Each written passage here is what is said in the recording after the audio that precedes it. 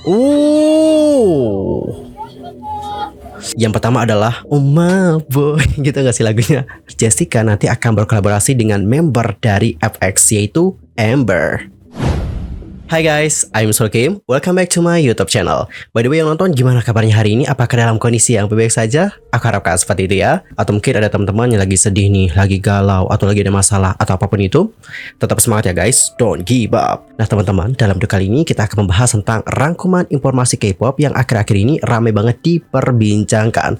Lantas, seperti apakah rangkumannya? Yuk mari kita kepoin bareng-bareng.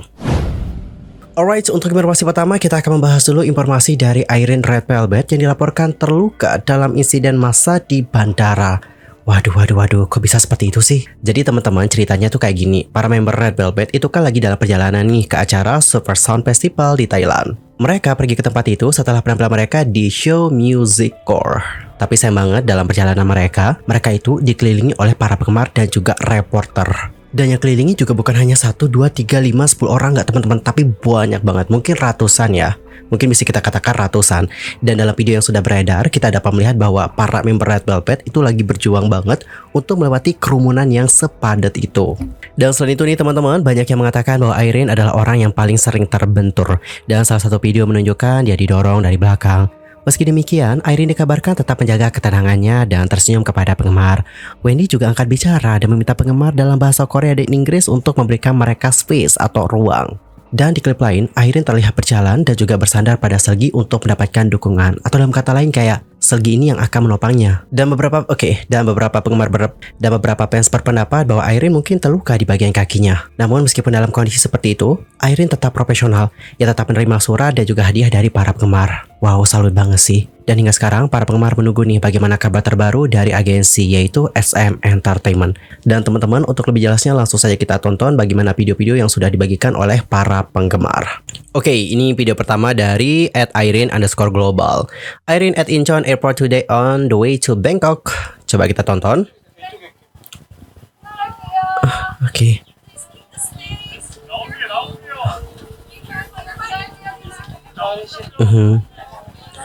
Semangat guys, semangat.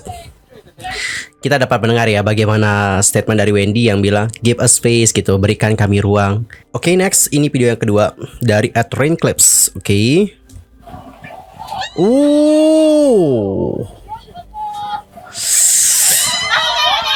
Wow, kena dorong teman-teman. Waduh. Kedorong gitu loh teman-teman. Berantakan sekali nih, serius, sesulit itukah memberikan mereka ruang? Irene terdorong, Wendy harus memberitahu semua orang untuk berhati-hati. Dia akan mengatakannya dalam bahasa Korea dan Inggris. Dan mereka masih tidak mendengarkan. Apa-apaan ini? Anda dapat dengan jelas melihat betapa tidak nyamannya mereka. Ini sangat menyebalkan. Alright teman-teman, jadi seperti itulah bagaimana video-video yang sudah dibagikan oleh para penggemar di Twitter. Dan video itu dari Newsen teman-teman. Newsen ini adalah salah satu media Korea. Dan gimana nih pendapat kalian setelah melihat bagaimana video-video tadi? Nanti langsung aja ya sampaikan di kolom komentar. Dan lanjut kita akan masuk ke berita kedua, datanya dari Azealia Banks. Azealia Banks ini bukan artis K-pop ya teman-teman, tapi dia itu adalah penyanyi western. Dan baru-baru ini ada statementnya, yang mana statement dari Azealia ini seperti menargetkan Jungkook BTS. Yorobun, rapper Amerika Azealia Banks menghadapi kritik keras nih dan juga memicu kontroversi atas statementnya tentang K-pop di media sosial. Azealia Banks sendiri memang terus-menerus menjadi pusat kontroversi dikarenakan ucapan dan perilakunya yang provokatif dan punya reputasi memicu perselisihan dengan banyak tokoh masyarakat di media sosial. Dan tampaknya dia telah mengarahkan targetnya ke K-pop baru-baru ini dan saat ini dituduh melakukan tindakan rasis terhadap artis K-pop. Jadi untuk Azealia ini kayak berbagi di Instagram Story dan dapat kalian baca ini Instagram Story-nya. Di sini bahasa Inggris ya teman-teman, tapi aku akan mencoba untuk menerjemahkannya dan jika aku ada salah-salah translate nanti kalian koreksi di kolom komentar. Oke, di Instagram Story-nya si Azealia ini menuliskan, sidebar, sekarang kita sudah selesai berpura-pura bahwa Chris Brown bukan artis paling penting dalam dekade ini. Bisa nggak sih kita semua memberitahu orang-orang aneh K-pop ini untuk keluar dari sini dengan hantu putih mereka, sepatu boot pemutih, dan koreo Michael Jackson yang sampah. Boyband K-pop hanyalah sekelompok twins twerking. Oke teman-teman, jadi seperti itulah bagaimana instastory dari Azealia, yang mana hal ini dengan cepat memicu tanggapan kritik terhadap rapper tersebut dari para penggemar K-pop yang menuduhnya xenofobia dan juga rasis. Dan pada akhirnya pernyataan dari Azealia ini menarik perhatian netizen Korea yang menyatakan bahwa mereka tidak tahu siapa sih Azealia ini dan menafsirkan komentar terbarunya sebagai mencari pengaruh dan dipicu oleh kecemburuan. Bener sih, kayaknya emang cemburu sih dengan bagaimana tenarnya artis K-pop di masa sekarang. Dan coba kita baca seperti apa reaksi dari netizen Korea setelah melihat bagaimana kontroversi terbaru dari seorang Azalea yang menargetkan K-pop. Oke, komentar pertama ada yang bilang, siapa sih dia? Dia sangat cemburu. Aku mencarinya dan dia adalah seseorang yang terus-menerus berkelahi dengan selebriti papan atas seperti Beyonce, Cardi B, dan lain-lain. Sekarang Jungkook telah ditambahkan ke daftarnya. Jadi penggemar internasional mengatakan bahwa Jungkook benar-benar berhasil sejak dia disebutkan olehnya. Oke, benar sih, Jungkook itu emang benar-benar sukses banget teman-teman. Dia hanya seorang pengejar pengaruh atau attention seeker lah. Pastinya seorang pencari perhatian, dia orang gila. Belum pernah mendengar tentang dia, tapi sepertinya dia sangat cemburu. Dan kalau kalian sendiri gimana nih pendapatnya? Nanti langsung aja ya, sampaikan di kolom komentar. Dan Yorobun berbicara tentang si Azalea ini, kalian tahu gak sih? Setelah aku telusuri, ternyata dia ini memang cukup kontroversial seperti yang sudah kita singgung pada awal-awal tadi. Dia juga sempat mengatakan kepada media bahwa dia adalah orang kulit putih terbesar di dunia karena dia mengungkapkan kebenarannya sendiri seperti pria kulit putih dan memuji Gen Z dikarenakan telah memunculkan budaya cancel. Dia juga mengakui nih bahwa dia itu merasa semua pers adalah pers yang baik kok, terlepas dari apa yang ia katakan dan rasakan, bahwa kaum muda telah memberinya kesewaan kedua untuk memunculkan kembali klip-klip lamanya di luar konteks. Dia berkata kayak gini, jika kamu nggak di cancel maka kamu nggak keren atau nggak cool. Masa sih? Kok bangga banget ya kayaknya di cancel ya? Bukankah cancel itu adalah hal yang negatif ya teman-teman? Terakhir kali Azalea ini menjadi pusat perhatian dikarenakan memposting video yang meresahkan tentang menggali kucingnya yang sudah mati, yaitu Lucifer. Jadi dia itu kayak ngebuat sebuah video yang menunjukkan dia gali kuburan kucingnya si Lucifer ini, kemudian setelah itu dia rebus. Kok serem banget ya teman-teman? Lupakan tentang Azalea dan sekarang kita akan move ke berita ketiga. Datanya dari Secret Number hingga Kiss of Life yang diundang ke acara USA.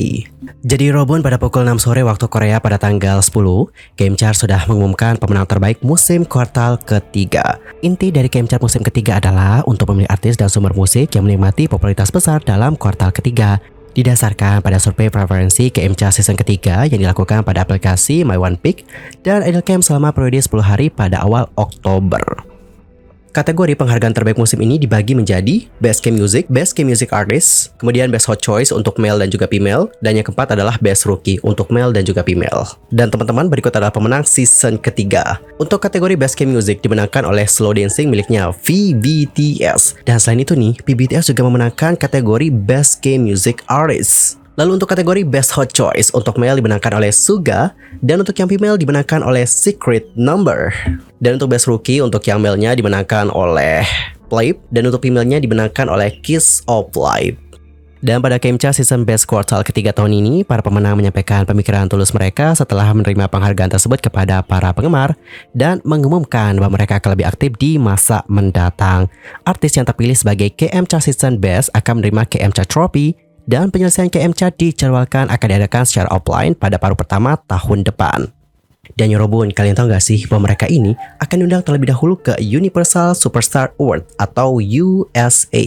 Dan di sini ada ketua panitianya yang bernama Song Bin Yoon berkata seperti ini. USA akan menjadi awards yang unik, di mana penggemar dari berbagai lapisan masyarakat berpartisipasi bersama, selain upacara penghargaan untuk artis di setiap kategori. Wow, menarik. Sementara itu, dengan perhatian tertuju pada siapa yang akan mendapatkan penghargaan musim terbaik dan piala di setiap kategori USA pada kuartal terakhir tahun 2023, survei preferensi KM Chart November telah dimulai. Survei preferensi bulan November akan dilakukan selama 15 hari nih, dari tanggal 10 hingga tanggal 24 November. Dan partisipasi dapat dilakukan melalui aplikasi My One Pick dan Idolcam. Hasil terbaik musim kuartal ketiga KM Chart juga dapat diperiksa di situs resmi KM Chart. Wow, sekali lagi congratulations untuk para pemenang. Dan teman-teman, untuk topik terakhir ini ada berita yang menggembirakan untuk para penggemar K-pop generasi kedua, khususnya untuk para penggemar Sistar dan juga para penggemar Jessica, karena mereka akan comeback teman-teman. Wow, debak. Kita mulai dulu ya dari comebacknya Sistar 19. Nah, buat yang belum tahu, Sistar 19 ini merupakan subunit dari Sistar. Membernya itu ada dua nih. Yang pertama adalah Yorin dan yang kedua adalah Bora. Dan mereka itu punya lagu yang sukses semua loh. Yang pertama adalah Oh My Boy, gitu gak sih lagunya? Oke, kayak itulah teman-teman. Terus yang kedua adalah Go Not Around Any Longer. Dan untuk kedua lagu ini benar-benar sukses parah teman-teman. Misalnya di untuk My Boy. My Boy sendiri tercatat jadi lagu tersukses Sister 19. Pertanggal 3 Februari 2022 saja, lagu ini telah diunduh sebanyak 2.652.474 kali di situs Music Gaon. Lagu tersebut berhasil menempati peringkat tertinggi, yakni peringkat kedua sepanjang kiprahnya di chart music. Amazing banget gak sih? Sedangkan untuk lagu yang kedua yaitu Gone Not Around Any Longer, meskipun memang tidak selaris My Boy dalam angka download, tapi lagu ini unggul dalam pencapaian di chart. Lagu ini ya berhasil menempati peringkat pertama di Circle Chart saat perilisannya. Dan gak cuma itu saja, lagu ini juga berhasil meraih peringkat pertama di Billboard K-pop Hot 100 dan nomor 5 di Billboard World Digital Song Sales. Emang sih lagu yang Gone Not Around Any Longer ini secandu itu teman-teman. Jujur aku suka banget sama lagu yang satu ini. Adapun untuk comeback Sister 19 ini berselang 11 tahun nih setelah perilisan Got Not Around Any Longer, ada kemungkinan Sister 19 akan mempertahankan konsep seksi yang mereka usung selama ini. Namun tentunya akan ada hal baru yang dihadirkan dari grup ini nantinya. Sejauh ini nggak banyak informasi yang dibeberkan soal comebacknya Sister 19. Yang pasti adalah Sister 19 akan merilis lagu baru pada bulan Januari 2024.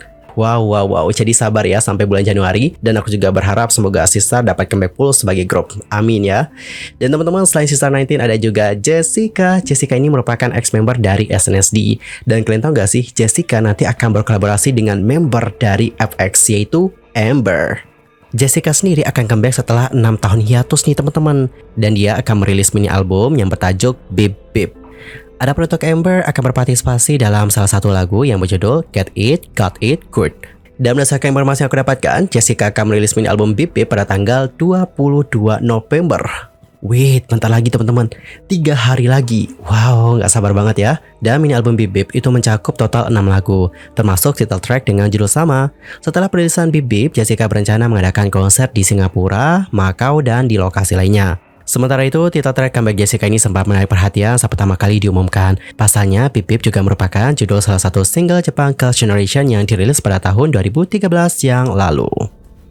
Oke Yorobun, jadi seperti itulah bagaimana rangkuman berita K-pop terpanas untuk kali ini. Well, cukup sekian ya untuk hari ini. I'm Sulky Mame dan aku juga mohon maaf yang sebesar-besarnya jika aku ada kesalahan baik itu dalam ucapan, sikap, tindakan, and everything. I'm so sorry banget. Dan mungkin ada salah informasi, jangan sungkan-sungkan untuk koreksi aku dan cara komen di kolom komentar. See you next time dan selamat beraktivitas. Goodbye.